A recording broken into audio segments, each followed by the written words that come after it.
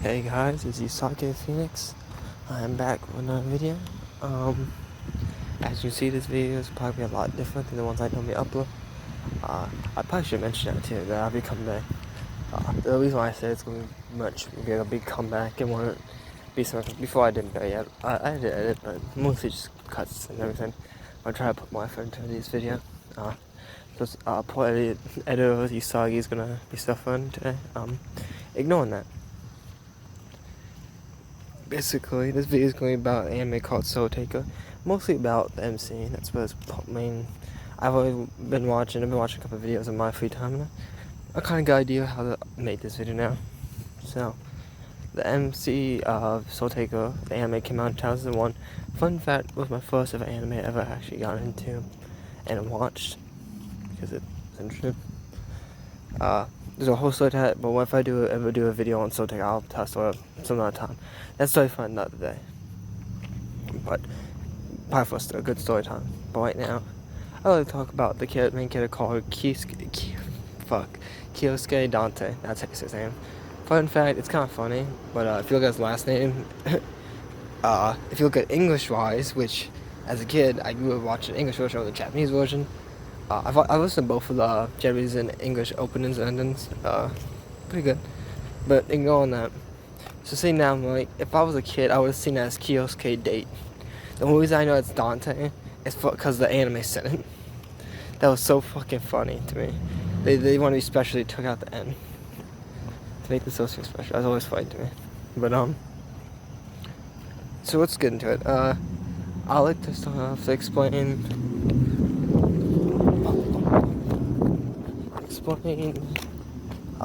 basically, so what I saw when I was looking at anime people do it is that they do like events that kind of explain the way the character is and everything, and also going his his beliefs and thought, everything he believes in, and afterwards, so you can understand it better. So I decided that too, because it makes sense. First event I feel like that would fit this is the one event with his father. So for people that haven't watched SoulTaker, Kyosuke doesn't know who his father was. He never did. He was kind of raised by his, at the time we thought, mother. Finally, this wasn't his mother; it was his adopted mother. We'll get into that. He was basically he was raised by a person, and found out in one fight that he found out that that was his father. That was the first thing he met, was when he found he gets his ass whooped, which he did. We explain why it matters so much, because there's two fights. The first one was when this was like in the beginning of the series, where he was so naive, very impressionable, kind of trying to understand himself better at the time.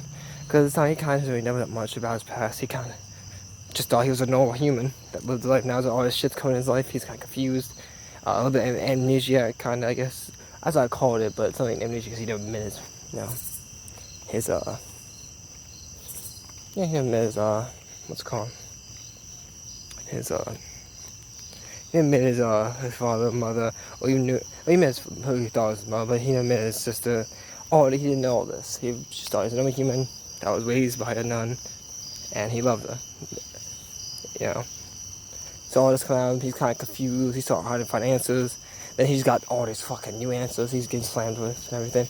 Like, the only thing he knew about was flickers now, saying it's like he has a real sister. He has the mother he thought was his mother was actually an adopted mother. So like, it's a lot going on. But this basically sum that up. Basically, Kyosuke. So basically, he goes from being a naive, child. Me, going child, he's 17 now, so he's the same age as me. So, basically, he goes for he's confused. He got ass beat just by now. He found out who's actually his father. He's confused, and at this time, he's kind of like the generic MC that's kind of kind, can always do what's right. And there's nothing wrong with that, of course. Uh, and basically that's how he is. He wants to help. He wants to help people. He believes that anyone can be saved. He's going for guilt because the person that saved him is technically dead now. So like, he's going for the motions right now. Now this is why this fight's point is because it highlights his main personality at the time, that he wants to help people, and he's confused. He's still trying to find his way. It highlights those very importantly.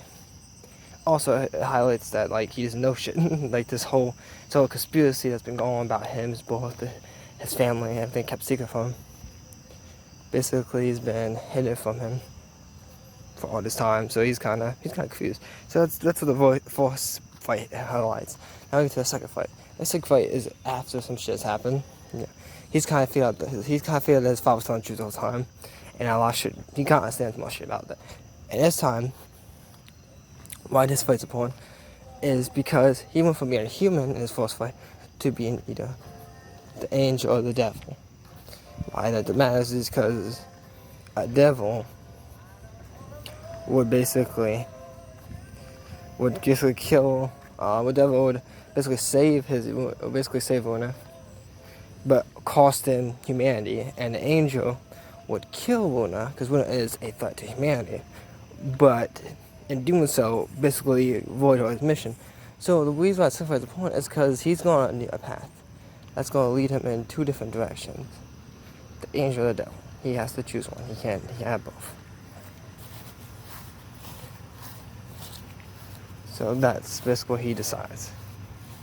And from next events, you'll find out which path he decides. You think about it.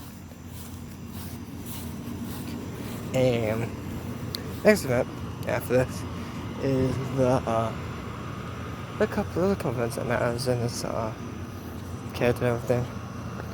I think I have 4 of them. Next is the Soul Anubis. The Soul Anubis event matters because we'll explain it in the fastest way to put it, and so I don't get distracted by things. Soul Anubis, the fight why it matters is because Soul Anubis is basically a collection of all these flickers that basically he saved. And some of them he will say once he kind of tried to save, but he died either way. I don't want to just flickers in general. So technically all clone flickers in this world are basically clones of his sister. So to sum it up, these flickers are still people he kind of cares about. They're still clones of someone, I guess you put it. So the problem is the person that saved him was a flicker. And what's part about that being a flicker is that he basically had to fight the person that saved him. That's the face that the Soul Anubis took. Now, the reason why this is interesting is naive Kyosuke would basically, would try to save her. Would try to do everything to save her and everything. And that's what everyone thinks he's trying to do. Is that he's taking a beating, he's trying to figure a way to save her. We found later this, we felt wrong. The reason why Kyosuke was getting himself beaten was the hope that he could feel the pain, the flicker, the one that saved him, because the flicker that saved him. So the problem with the flickers is when they get caught and when they're dead, they don't die easy. When they get dissected, experiment on before they die. So he wanted to feel whole pain just for a little bit, just for enough to understand it. And we realized no matter how many times he could try to let himself get beat up, he's truly not feeling the pain, feeling the flickers pain. The reason I like this so much is because he's not trying to be, he's not trying to be a hero, he's just being human. He's just a person trying to understand who he cares about his pain. He wants to understand the pain and feel it himself so he can help them. But he knows that he can't because this is physically impossible. That's just not possible, sadly. Because he will always regenerate. He'll always he's always getting stronger. He just can't feel that pain. So that's why we like that whole that we kind of satellites why he can't. That's the interesting part. Is because at the end, I'm pretty sure he was planning to kill the Soul Anubis, The reason why is because we thought he couldn't, is because someone got his way, and that one person was Shiro. And he got that everybody.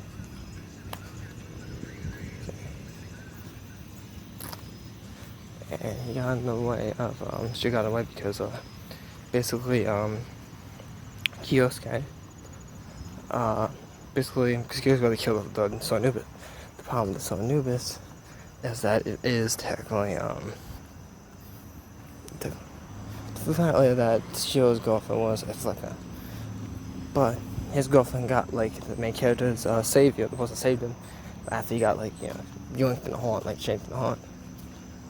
Or the flicker, too. So both flickers, they both got dissected and, put in this Anubis. So, I guess, I guess the alien part, since, technically, this is a sci-fi anime. I guess to put it, kind of, has sci-fi elements. But basically, SoulTaker gets, he gets dissected. Oh, no, I fucked it up. Basically, she was trying to stop him, but then he said, we fucked. This is the moment where I realized this ain't the same Kyosuke, that we knew of. Because in the different angel talk he had with his father, was he still cared about him. He still cared about his father. He still, that person was never in his life because of many reasons. It's actually probably better his father was in his life because he would have been hunted down even harder. He said, like, he understood why his father did what he did and why he felt the way he felt, and they understood each other. With So Anubis, he didn't. When she said, "Don't kill her, we can still try to save her. We're gonna try to bring her back." And she was basically, he's kind of at this point where he would be okay just to have an arm or, a part of her. And therefore, he wants a part because he, misses her, like people do. You miss your lover when they die and all that shit. So, but Kyosuke says, and Kyosuke loved, if we care about this flicker, I guess we would be for it. So when the flicker, hit past sense and died, yeah, we fucked him up. He, for a good chunk of, the series, he has a guilt over it. It's a big part of him. So when he comes out and says, yeah, it's better if I kill the Soul Anubis and than let her keep walking as basically a flesh. Because how this world sees it is a soul. Once someone dies, the soul is gone. And it's obvious that the Soul Anubis doesn't have any of the flicker soul because they act nothing like the flicker. It's always just a weapon in the shape of someone he cared about's form. And Kyosuke gets disgusting that they're using her piece of her soul as a base to make this monster. When this monster, basically the fucking monster, when this monster would disguise himself with flickers. That's the whole point. I really like that. Is that Kyosuke is not trying to be the main character, but he hoped that things would change, that he can save people. He knows that's too late. He fucked up, and that pussy can't be saved. No matter how hard he tries, how he does it, and I think that was really good in character development. That's all. That before that, I think that made sense for Kyosuke at the time. He's not young anymore. He's still young, but he's not naive. He realizes the world is much darker, much unfairer place. An idea that you can just save people by just hoping for it and putting your effort into it. It's just once someone's dead, dead. And that's why I really prefer Kyosuke's character. I really liked it, how it was done and everything. So that's what I feel is important. They kind of show that he's kind of at this point where he's he's done trying to. Once someone's dead, he doesn't wish for them to come back. So if they get born into a new form, he will kill them. The only reason someone didn't die then is not partly because Shiro, but also because Shiro's sister called it back. So that's the only reason. If it was that, Kyosuke would have put it down, like a rabbit dog, which is why I like Kyosuke a lot. With his character thing. So that's that event. Next event is this one really kind of satisfied that Kyosuke was taking the path of the angel. This kind of gives a hint. So Kyosuke kind of took the path of the angel at first, where he was gonna do what's right for humanity. He would kill people for humanity, even if he didn't want it. So when he met his adopted mother, originally his adopted mother was supposed to be dead, but we later find out that someone basically took her soul and put in I guess somebody brought her back. And the deal with that one is that Kyosuke would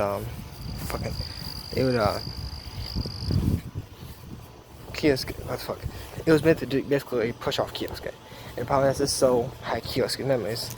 But no matter how it happened, is that the grandfather had the power to attach his soul to other souls, basically bring him back to life, in a sense, the one. Yeah, but at the same time, souls can be manipulated in this world, and slowly stop being the person they used to be if they manipulate them hard enough. That's what technically what, sadly for Kyosuke, that's what was happening. So Kyosuke, he didn't want to kill her, but he kind of thought about it. He kind of had to in this situation because the grandfather was planning to nuke on him. And sadly, if he destroyed the robot, it would basically kill everybody, it would go boom away. Just the only way he could kill it is if he killed his own, basically his own mother. Because he kissed the adopted mother, the actual mother, and kisses, he kisses not the mother, his real mother, and his real mother, just family. That's all she is. He's all like Kyosuke's, those things. Just Kyosuke had two things. That would be interesting to see someone that wants to basically, wants to save people and everything. He kind of just gave up. He's like, he listened to his mother, and he's like, his mother's like telling him. Basically, she kind of nudged him on the path of the angel. That's how I describe it. And he basically was forced to kill his adopted mother. That was what happened. So he didn't really choose it, but he was kind of forced to. I kind of nudged like he's done. He's done trying to save people. He's done trying to save. So I'm trying to save his. He's done trying to save his. What's it called? He's done trying to save his. Trying to save people. He's done trying to. If someone wants to destroy the war or destroy everything, he's not gonna let that such slide anymore. He wants to end it now, because this conspiracy has gone a little too far for his liking. Now it's a problem. So, when it happened, Kyosuke, after killing his adopted he kind of walked up to the last event that really kind of sealed what Kyosuke became, like who he was as a person now. At the end of it, Kyosuke's last event that we kind of solidifies everything is the last fight ever in the SoulTaker. There's a final battle that kind of caused the end of everything. Is the SoulTaker fight between Luna and MC. Oh, Kyosuke Dante. The two twins finally having a fight. The final fight of the series. This is supposed to set everything. This is what SoulTaker was kind of leading up to. Well, the whole point of it was he's gonna kill. He has to either kill Luna or join and kill humanity. It was the only two choices he had, which reason why I like Kyosuke Dante a lot. I would say that he's definitely a good main character because how he still kind of brings up a little bit of optimism that he had before back into the story, where basically the fight happens and Kyosuke kind of makes a point that he's not going to destroy humanity. He is. That's because he believes he's a human. So, because he believes he's human and that he is not an alien, and Luna believes she's an alien, so she wants to destroy humanity because humans hate aliens. So that was the whole point of that story. So, basically that's the debate they're having. And Kyosuke believes that he's human because he still feels emotion, he still cares about people and everything. He still has the care for humanity and everything, And so does, and Kyosuke makes the point that because Luna still feels things, she still cares about people, and alien wouldn't give a fuck about anyone. Alien would be emotionless. So Kyosuke's whole argument is that Luna is human, and that they're both humans, not aliens. And Luna's argument they're both aliens because they have superpowers and they're stronger than most things. As that whole argument is basically debating on two different species. That's the whole debate, basically, whether humans or aliens. And they both make arguments for it. And then Kyosuke comes with basically another point is that no matter if it's humans or aliens, there's nothing different about them. All matters is their strength, their looks, and something. Basically, that's it. It looks and strength, the powers. At the end of the day, they're both things that can care about people. The only why he made that is because Kyosuke and Luna are technically half-breeds anyway, so both aliens and humans technically. Since the mother father was human, but it was the virus was alien. So either way, they're both aliens. Both half humans. But even the point is that even if they were aliens and not humans, aliens and humans both can feel emotions. Proof of that is a lot of mutants in the series, or mutants that actually talk, have emotion. They care about people. They generally don't want to die and stuff like that.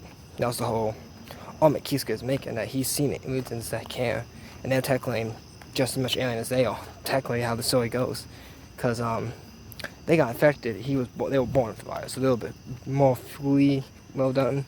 They're both all the same creature technically at that point. If you look at the DNA and how it's structured, yeah, technically. So I thought it was interesting. I thought it was really interesting storytelling. So, maybe I explained that pretty good. I probably do plan to do I guess you can call it a better video or something in the future. One day, when I do plan to do a better video when I could probably record at my house, because someday soon. I just want to do videos again, and this is the best way I can do them. If I better be telling out story times and instead of like deep things, because I'm walking right now, so like I'm taking exercise and why I try to think and talk. But to sum up, that's why I gave him. He had two paths: the devil and the angel. The angel he kills Winner. Devil he saves Winner and basically causes humanity's death. He's the angel and the devil. That's the only path he had. But I said, they don't really say it, but it's kind of hinted that he chose the path of the human. So basically, SoulTaker's power is kind of hints that he has a second special ability where he takes the souls of people that he kills into his body. So when he's killed, the souls in him. Reason why the flicker, it's kind of the reason why people believe the Luna, Flickers, and the SoulTaker, MC Kyosuke Dante.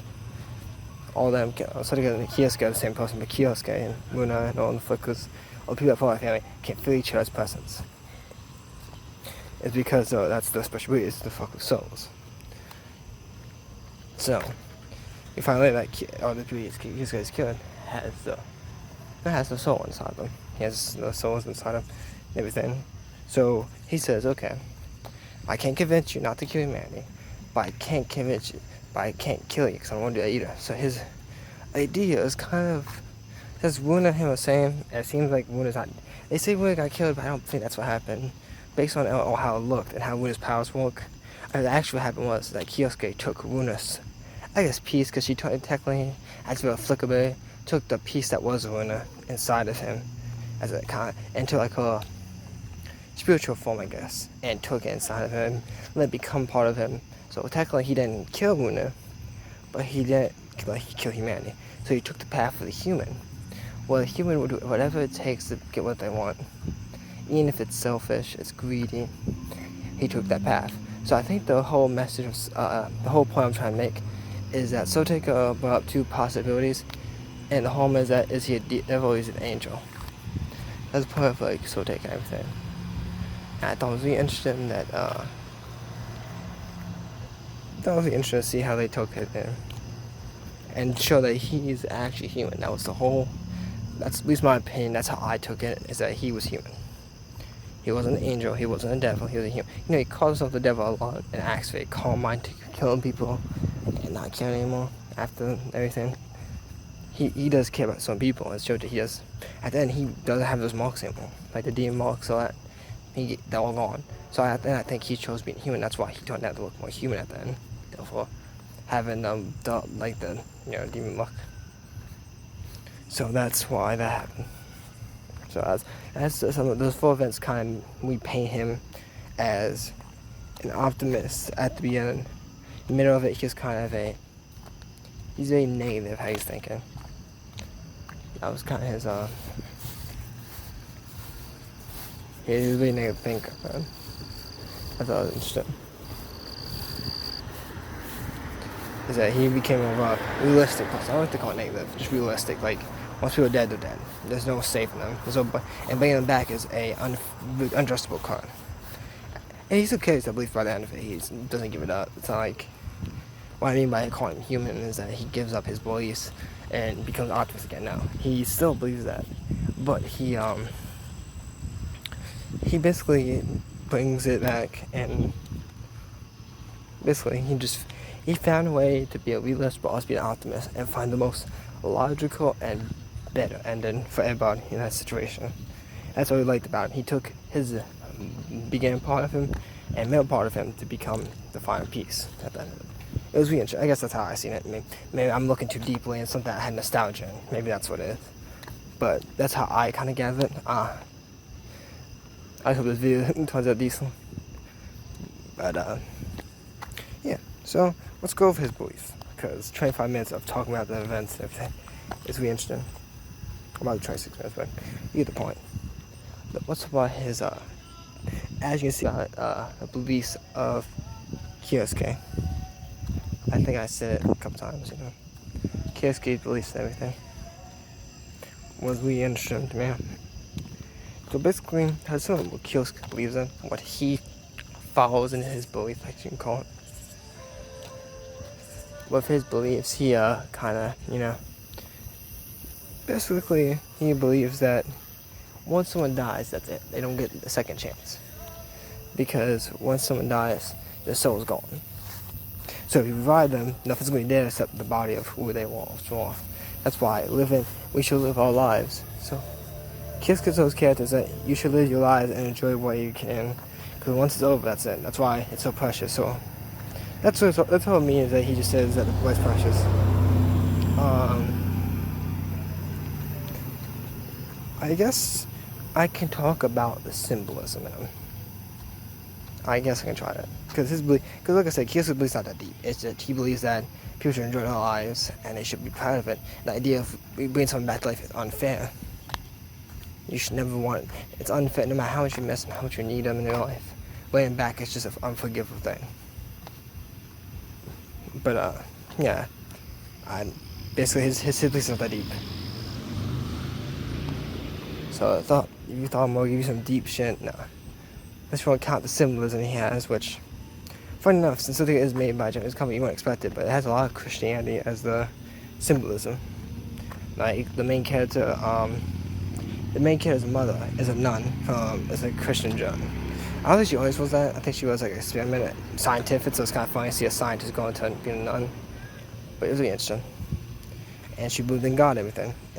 And of course she had her, of course she later for the main character took it, so, yeah. Christianity was a big thing, and obviously the main character was taught a lot of Christian things, because he does mention a couple of things that involve Christianity. So, it's really interesting. Interesting story. The main symbolism they use for the main character, I guess, is that they kind of call him the devil, basically. A lot of times they call him the devil and make points, because when Jesus Christ got reincarnated, the point they made of him is that when he came out of the cross, he had holes in his hands and feet when he came back to life. When the SoulTaker, or the Kyosuke came back to life, he didn't have holes. He was fully regenerated and everything. And at the end, he basically can regenerate from anything at this point. Man, in the beginning of the series, he took all but the strikes, so that should tell you how much he can survive, just from, that's basically beginning Kyosuke and fighting power. So, point is, Kyosuke is it brings to a point that he's they kind of make a very apparent, they think he's the devil. A lot of people think he's the devil, and everything, they make a very apparent things that I think probably one day I'll probably do more deeper symbolism, because I'm going to try to watch it again someday and kind of go deeper on it, because I do think they have some other symbolism. If I actually read the Bible, I'd probably understand more of the characters, because they also had some other characters being not only parts of the main figures in the Bible, but they kind of act and do things. I have an odd feeling the Bible's a big expression that some of those characters' of choices and what they did kind of reflects them in the Bible. I guess you could make an argument on something. Is you could connect the virus. I have an odd feeling another thing. You think someone that did research on this would know, but I probably would someday do research on it. As of right now, I don't see a reason to do so, because this ain't about the symbolism of the anime. I'll let do a whole video on its own symbolism, because I think it's interesting to see anime take symbolism from Christianity, since most anime is made by people that live in Japan, and from my knowledge, Japan does. I don't know if does Japan have churches. I have to go look that up. But anyways, it was interesting. So I'm curious to see how much they took of Christianity, especially because at the time, this ain't like the new 2000s. This is kind of old, just out of the 90s. So it's interesting. We'll see. Anyways, so that's kind of it. I don't think there's any. I think that's. I do think Kyosuke Dante is interesting when his power comes to soul, because he kind of focuses on it. Soul comes his main point is that he jokes to the soul a lot. So that's kind of interesting to me. But that's kind of sick. For one of his powers and everything, his main power is just lightning blade. Like he can basically put people in a cross shape and hit him with an attack called lightning blade, which basically insta shots most of the time. That's a really strong character, but most of the beginning characters get insta shot by it. It kind of, from my guess, takes the soul, so that's kind of deadly. So only people that have survived is the Soul Anubis, Soul Crusher, and anyone that's kind of been made from Flecker's. So anyone from that Sun family that has basically what the SoulTaker is from can't survive it, but anyone else can't. They were insta killed. That's why I gather. That's why I think it's interesting. That's why I feel like everyone in that family has an ability of like manipulating soul. That's why they didn't get affected by the power. That's what I think, at least. Anyways, it does hurt them, of course, but it doesn't kill them. So that's what I think. There's a theory I might talk about someday in the future. But anyways, I feel like this is a good place. We talked about the events. We talked about his beliefs, and I think the symbolism that he's the. Yeah, it was definitely interesting. It's something that I kind of dip in now, and when I do still take a video in the future someday, I would like to talk about symbolism a lot more. Because I feel like symbolism doesn't really affect the main character as much as it affects everybody else. Because, fun fact, what's interesting about it is that technically, Richard, the SoulTaker's father, is called an angel at the beginning. He's called an angel because he's a deity, he wants to save people and everything. And he's the first to become one of the soul people, I guess. I call him soul because that's all of them have fucking soul and it's something else. But he was the first called. I think he was called Soul something. I can't remember what his name is. I think Soul Crusher or something like that. Around that. And then he, impregnated his wife, and SoulTaker was born. Or I think either way, he was the first one. And he was called Angel. And SoulTaker called Kyosuke Dante, which is kind of weird because Richard, a guy named Richard, I don't think his last name is Dante. I think it's something else. So it's kind of weird. It's whatever.